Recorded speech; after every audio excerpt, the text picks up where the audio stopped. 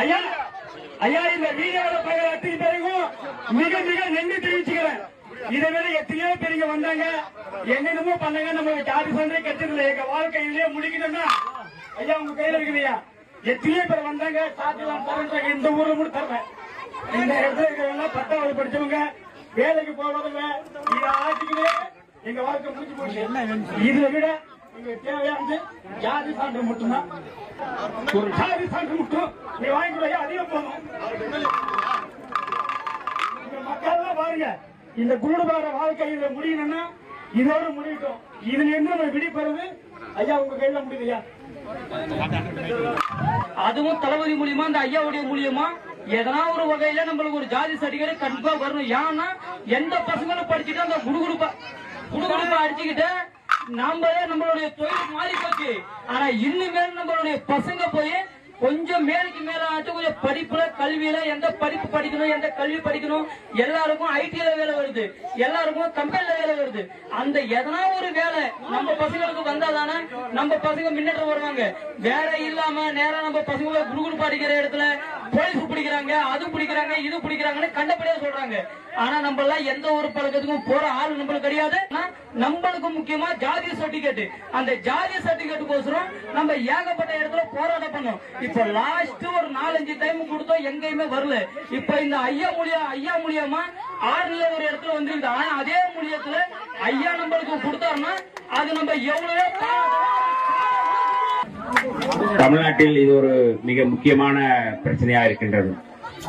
இங்கே நம்மிடையே பேசும் பொழுது செஞ்சியப்பன் அவர்களோ அவரோடு இருக்கின்ற உறவுகளோ எங்களுக்கு சான்றிதழ், அதாவது சாதி சர்டிபிகேட் எங்களுக்கு வேண்டும், நாங்க இதே வேலையை தொடர்ந்து செய்யணுமா, எங்க வாழ்க்கை இதோட எங்க வாழ்க்கை போதும், ஆனா எங்க பிள்ளைங்க வாழ்க்கை ஏதோ ஐடி கம்பெனிலயோ வேற எங்கேயோ நாங்க வரணும், வெளியில வரணும், மேல வரணும் அப்படின்னு அவர் சொன்னார். இன்றைக்கு விடுதலை சிறுத்தைகளை பொறுத்தளவு இம்மாதிரியான அடித்தட்டு மக்களுடைய, அதாவது எளிய மக்களுக்கும் அதிகாரம் கையில் வர வேண்டும் என்கின்ற அடிப்படையில் தான் விடுதலை சிறுத்தைகள் தலைவர் எழுச்சி தமிழர் அண்ணன் திருமாவளவன் அவர்கள் தமிழ்நாடு முழுக்க போராடி வருகிறார்கள். இது நீண்டகால கோரிக்கை. தமிழ்நாடு முழுக்க இந்த பிரச்சனையை எடுத்து இந்த மக்களுடைய சாதி சான்றிதழை வாங்கி தருவதற்கு முழுமையான செயல்பாடாக, செயல் திட்டமாக இப்போது நாங்கள் முன்னெடுத்து வருகின்றோம். உங்களுக்கு இதுக்கு முன்னாடி தலைமைச் செயலகத்துக்கே தலைமைச் செயலகத்துக்கு யார் வந்திருக்கீங்க? நீங்க சென்னையில இருக்கின்ற வரல.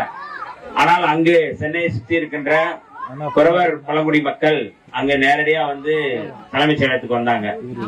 கீழே காவல்துறை போலீசார் வழக்கம் போல அவங்களை பார்த்தோன்னா குறவர் மக்கள்லாம் உள்ள விட மாட்டேன்னாங்க.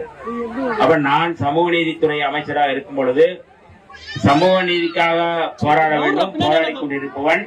ஆகவே தலைமைச் செயலகத்தினுடைய எல்லா கதவுகளும் எல்லா மக்களுக்கும் திறக்க வேண்டும், ஒரு குறிப்பிட்ட மக்களுக்கு மட்டும் திறப்பதாக இருக்கக்கூடாது. அதுதான் சமூக நீதி. அந்த அடிப்படையில் தான் இந்த நம்முடைய அரசு இந்த சமூக நீதியை வென்றெடுக்க வேண்டும் என்பதற்காக அன்றைக்கு வந்த குறவர் பழங்குடி மக்களுடைய கோரிக்கையை ஏற்று அவர்களுக்கு சான்றிதழ் தருவதற்கான வேலைகள் நடந்து கொண்டிருக்கின்றது.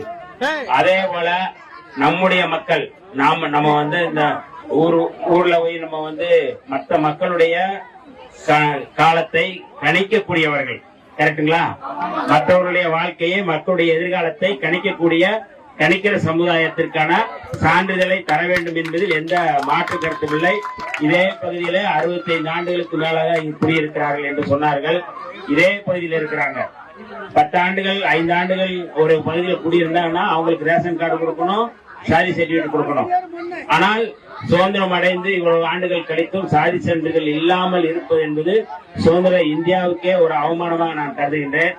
ஆகவே கட்டாயம் இந்த முதல்ல மக்களுக்கு நான் உறுதியளிக்கின்றேன், கட்டாயம் நம்முடைய துறை சார்ந்து இந்த கணிக்கர் என்கின்ற சான்றிதழ் எஸ்டி பழங்குடி மக்களுக்கான சான்றிதழை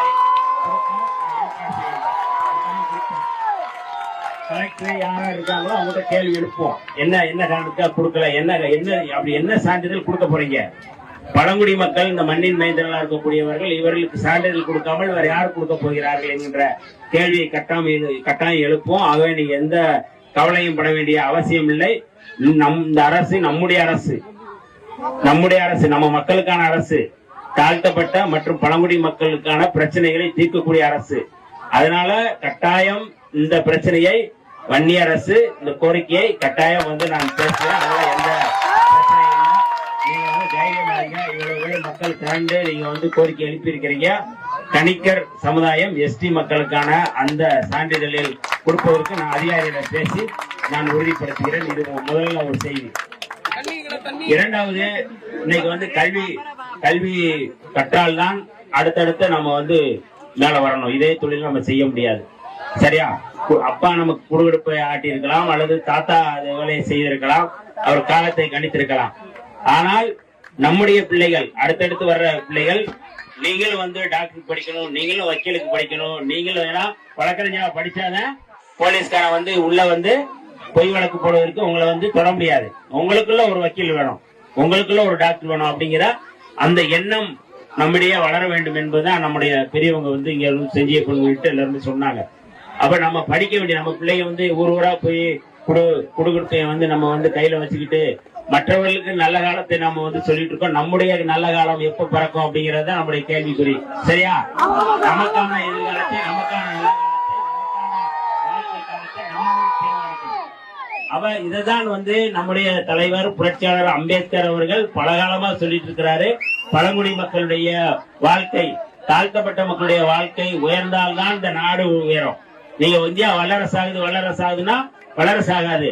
நம்முடைய மக்கள், இந்த மக்கள் உயர்ந்தால்தான் இந்த நாடு வல்லரசாகும். அதனால இப்படிப்பட்ட ஒரு மோசமான ஒரு சூழல் இனிமேல் இருக்காது. கட்டாயம் மாண்புமிகு முதல்வர் யாரு ஜோசப் விஜய் அவருடைய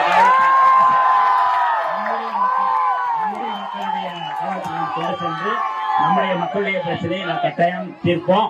அதனால நீங்க எந்த கவலையும் பட வேண்டிய அவசியம் இல்லை.